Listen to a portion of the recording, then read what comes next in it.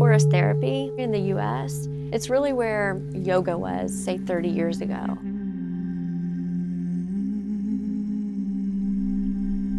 5, 4, 3, 2, 1. Forest therapy is a practice and a science and an art that's finding its way.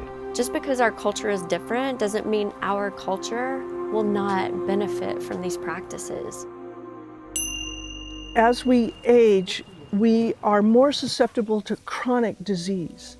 Forested lands are essential to their health and to their well-being. Cardiovascular, respiratory, diabetes. Issues that become real healthcare problems in our nations. Hasta hace muy poco nosotros creíamos que los genes no se podían variar. 이제는 숲을 우리 산업적인 차원에서 이 직업 창출과 경제적인 개인을 만들기 위한 산림 치유를 육성하고자 하는 법이지요. How do we improve human health, but also how do we improve the health of our surroundings?